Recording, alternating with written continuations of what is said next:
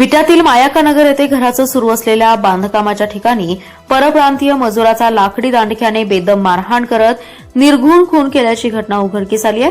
राजूमन राजाराम कुमार असं खून झालेल्या मजुराचं नाव आहे. दुपारी 2 वाजण्याच्या सुमारास ही घटना उघडकीस आली. खुनानंतर संशयित अशोक कुमार याने घटनास्थळावरून पलायन केले. विटा येथील मायाकानगर भागात एका नवीन घराचं बांधकाम सुरू आहे. या ठिकाणी राजूमन कुमार आणि अशोक कुमार त्याच्यासह 4 जण राहत होते. दुपारी 2 वाजण्याच्या सुमारास त्यांच्यात काही कारणावरून वाद झाला. या वादाचं पर्यावसन हाणामारीत झाले. संशयित अशोक कुमार याने राजूमन याला लाकडी दांडक्याने बेदम मारहाण केली आहे. घटनेनंतर जखमी राजूमन याला तातडीने विटा ग्रामीण रुग्णालयात उपचारासाठी दाखल करण्यात आलं. मात्र उपचारापूर्वीच त्याचा मृत्यू झाल्याचं डॉक्टरांनी घोषित केलंय. घटनेची माहिती मिळताच पोलीस उपअधीक्षक सदाशिव शेलार आणि पोलीस निरीक्षक धनंजय फडतरे यांनी पथकासह घटनास्थळाला भेट देऊन पाहणी केली. फॉरेन्सिक लॅबच्या टीमलाही पाचारण करण्यात आले. फॉरेन्सिक टीमने घटनास्थळावरून रक्ताचे नमुने, चादर आणि गुन्ह्यात वापरलेले लाकडी दांडके ताब्यात घेतले. दरम्यान गुन्हा केल्यानंतर आरोपी अशोक कुमार पळून गेला असून त्याच्या शोधासाठी पोलिसांनी वेगवेगळ्या ठिकाणी शोध पथके रवाना केली आहेत. विटा पोलीस या प्रकरणाचा पुढील तपास करत आहेत.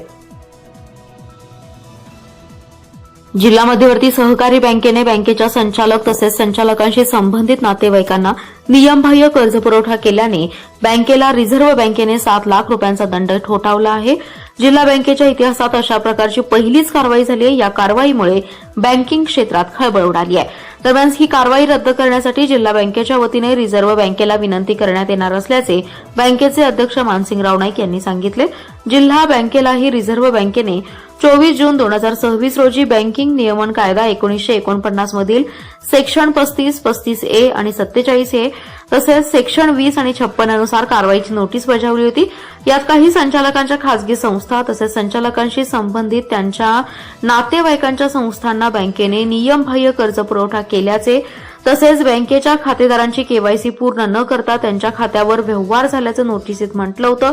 या प्रकरणी बँकेला खुलासा करण्यास 15 दिवसांची मुदत देण्यात आली आहे. बँकेने याबाबत खुलासा केला तसेच यावर सुनावणी घेण्याची विनंती केली होती.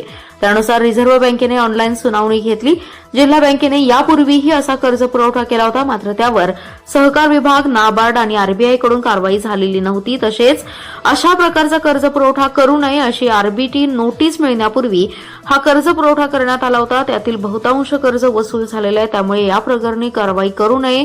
तसेच केवायसीबाबत बँकेत कडक धोरण अवलंबले असून सुमारे 6 लाख ग्राहकांची खाती गोठवली होती. अन्य बँकांच्या तुलनेत सांगली जिल्हा बँकेचे केवायसीचे अधिक झालं असल्याचा खुलासा बँकेने केलाय. कारगिल युद्धात मातृभूमीच्या रक्षणासाठी आपल्या प्राणांची आहुती देणाऱ्या भारतीय सैन्याच्या शूरवीरांना अभिवादन करण्यासाठी अखिल भारतीय विद्यार्थी परिषद महानगरच्या वतीने कारगिल विजय दिनानिमित्त शहरातून 300 फूट भव्य तिरंगा पदयात्रा काढण्यात आली आहे. या पदयात्रेत मोठ्या संख्येने विद्यार्थी सहभागी झाले होते. आज विश्रामबाग येथील विलिंग्डन महाविद्यालयाजवळील हनुमान मंदिर येथून भारत मातेच्या प्रतिमेचं पूजन आणि वीर जवानांना अभिवादन करून पदयात्रेला प्रारंभ झालाय. हातात 300 फूट लांबीचा तिरंगा घेऊन सहभागी झालेल्या युवकांनी भारत माता की जय, वंदे मातरम, भारतीय सेना अमर रहे, जय जवान, जय हिंद अशा राष्ट्रभक्तीपर घोषणांनी संपूर्ण परिसर दुमदुमून सोडलाय. पदयात्रा विश्रामबाग येथून जिल्हाधिकारी कार्यालयामार्गे विश्रामबाग चौक आणि पुन्हा हनुमान मंदिर येथे दाखल झाली. मार्गावर अनेक नागरिकांनी पदयात्रेवर पुष्पवृष्टी करून सहभागींचं स्वागत केलंय. अनेक ठिकाणी नागरिकांनी तिरंग्याला मानवंदना देत भारतीय सैन्याच्या शौर्याला सलाम केलाय. यावेळी आमदार सुधीर गाडगीळ, स्वाती खाडे, जयदीप पाटील तसेच मान्यवरांनी कारगिल युद्धातील वीर जवानांच्या शौर्यगाथा स्मरण करून त्यांच्या बलिदानाला ठिकठिकाणी अभिवादन केलं आणि तिरंगा पदयात्रेचं स्वागत केलंय. या कार्यक्रमात जिल्हाप्रमुख प्राध्यापक डॉ. जान्हवी बेडेकर, जिल्हा संयोजक केतन शेंडगे, महानगर अध्यक्ष डॉ. सिद्धेश्वर जाधव, महानगर मंत्री अविनाश यादवाडे व कार्यकर्ते तसेच विद्यार्थी मोठ्या संख्येने उपस्थित होते. गुरुपौर्णिमेनिमित्त कोल्हापूर जिल्ह्यातील श्री क्षेत्र नृसिंहवाडी आणि सांगली जिल्ह्यातील श्री क्षेत्र औदुंबर येथे आज पहाटेपासून हजारो भाविकांनी श्री दत्तगुरूंच्या दर्शनासाठी मोठी गर्दी केली.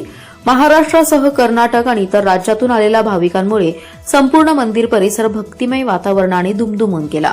पहाटे काकड आरती, अभिषेक, महापूजा, श्री गुरुचरित्र पारायण, भजन कीर्तन आणि धार्मिक कार्यक्रमांचं आयोजन करण्यात आलं. दत्तगुरूंच्या चरणी नतमस्तक होत भाविकांनी सुख, समृद्धी आणि आरोग्यासाठी प्रार्थना केली आहे. मंदिर परिसरात दर्शनासाठी लांबच्या लांब रांगा लागल्या. दुसरीकडे मंदिरातील सभा मंडपामध्ये पुन्हा पाणी आल्याने आणि भाविकांची वाढती संख्या लक्षात घेऊन मंदिर प्रशासन, पोलीस यंत्रणा आणि स्वयंसेवकांकडून गर्दीचं नियोजन करण्यात आलंय. सांगली शहरातील मुस्लिम एज्युकेशन कमिटी व्यवस्थापनाबाबतचा वाद वक्फ बोर्डात सुरू आहे. संस्थापकांच्या वारसांनी हरकत अर्ज दाखल केला होता. यानंतर सूड बुद्धीने पोलिसांना हाताशी धरून वारसांवर फौजदारी गुन्हे दाखल करत अटकेची कारवाई केली आहे. या प्रकरणात विश्रामबाग पोलिसांनी दबाव तंत्र वापरले अशी टीका महाराष्ट्र संघर्ष समितीतर्फे करण्यात आली. याबाबत बोलताना समितीचे दिग्विजय पाटील म्हणाले, दिवंगत अब्दुल रहमान बेडीवाले यांनी 1946 मध्ये ही संस्था स्थापन केली. धर्मादाय आयुक्तांकडे संस्थेची नोंदणी करण्यात आली होती. संस्थापकांचे वारस फैयाज दस्तगीर नदाफ यांनी संस्थेतील बेकायदेशीर गोष्टींबाबत वक्फ मंडळाकडे हरकत अर्ज दाखल केला होता. त्यानंतर काहींनी विश्रामबाग पोलिसात तक्रार दिली.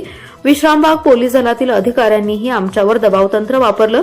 जामीनपात्र गुन्हा असतानाही न्यायालयाची दिशाभूल करून अटक करण्यात आली. आता उच्च न्यायालयात धाव घेणार असल्याचं त्यांनी यावेळी सांगितलं. यावेळी समितीच्या पूजा पाटील, आयुष साळुंखे, फैयाज नदाफ, अफान नदाफ, युसुफ नदाफ, अमजद नदाफ उपस्थित होते. मिरज तालुक्यातील इनाम धामणी गावात सांडपाणी व्यवस्थापन कामाच्या ठिकाणचे साहित्य चोरणाऱ्या चोरट्यांना जेरबंद करण्यात पोलिसांना यश आलंय. या चोरट्यांकडून चोरीतील सुमारे 65,000 मुद्देमाल जप्त करण्यात आलाय. सांगली ग्रामीण पोलिसांच्या गुन्हे प्रकटीकरण शाखेने कोल्हापूर रोडवर ही कारवाई केली. या प्रकरणी अक्षय अनिल कोळी आणि अनिल मारुती कोळी या बापलेकांना अटक केली आहे.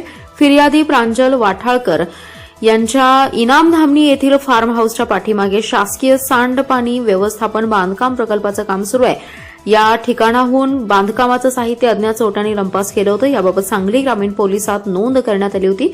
याची दखल घेत पोलिसांनी तपास सुरू केला. सांगली ग्रामीण पोलीस ठाण्यातील गुन्हे प्रकटीकरण शाखेचे कर्मचारी चोरट्यांचा शोध घेत होते. यावेळी गोपनीय माहितीच्या आधारे माहिती मिळाली की ही चोरी अक्षय कोळी आणि अनिल कोळी यांनी केली असून ते कोल्हापूर रोडवरील आदिसागर मंगल कार्यालयाजवळ थांबलेत. मिळालेल्या माहितीनुसार पथकाने त्या ठिकाणी छापा टाकून दोघांना ताब्यात घेतलं. दोघांकडे चोरीबाबत कसून चौकशी केली असता त्यांनी या गुन्ह्याची कबुली दिली. यावेळी दोघांकडून चोरीतील 50,000ची एक दुचाकी, 10,000ची पाणी उपसा करण्याची मोटर, 4,000च्या फोल्डिंग पाईप, एक सळी बंडल असा एकूण 65,000चा ऐवज जप्त केलाय. गुरुपौर्णिमा म्हणजे शिष्यांनी गुरूंना गुरुदक्षिणा अर्पण करण्याची परंपरा. मात्र चिकलगी भुयारी मठात ही परंपरा वेगळ्या पद्धतीने साजरी करण्यात आली आहे. गुरुदक्षिणा स्वीकारण्याऐवजी गुरूंनी शिष्यांना पिंपळ आणि चिंचाची वृक्षरोपे भेट देत पर्यावरण संवर्धनाचा प्रेरणादायी संदेश दिलाय. तरी संत बागडे बाबा मानवमित्र संघटना यांच्या वतीने गुरुपौर्णिमेनिमित्त विशेष कार्यक्रमांचं आयोजन करण्यात आलं होतं. यावेळी तुकाराम बाबा महाराज यांच्या उपस्थितीत श्रींच्या पादुकांचं पूजन करण्यात आलं. त्यानंतर तुकाराम बाबा महाराज यांनी आपल्या शिष्यांना गुरुदक्षिणा न स्वीकारता पिंपळ आणि चिंचेची वृक्षरोपे भेट देत पर्यावरण संरक्षणाची जबाबदारी प्रत्येकाने स्वीकारावी असं आवाहन केलंय.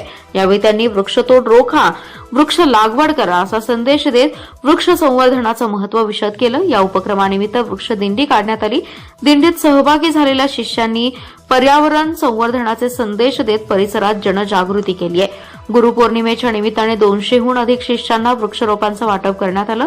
या उपक्रमातून पर्यावरण संरक्षणाची अनोखी परंपरा जपत समाजात वृक्ष लागवडीबाबत जागरूकता निर्माण करण्याचा प्रयत्न करण्यात आलेला आहे.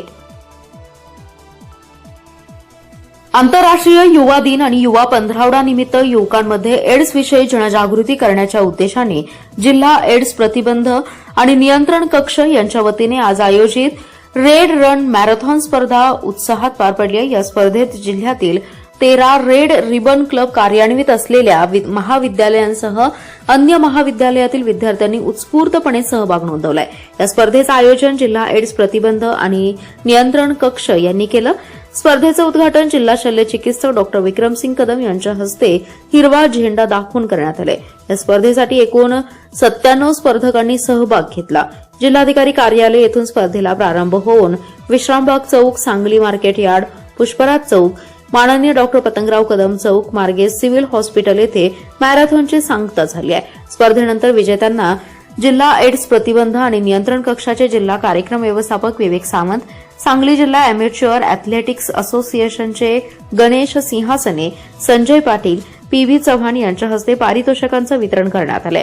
स्पर्धेसाठी Adarsh college Vita, arts and commerce college Kadepur, R Patil college Savalaj, Mhaisal college Mhaisal, Dr Bapuji Salunkhe college Miraj, Kasturba Walchand college Sangli, ND Patil night college, GA college, Birnale college तसेच डॉ पतंगराव कदम कॉलेज सांगलीवाडी येथील प्राध्यापक आणि विद्यार्थी उपस्थित होते.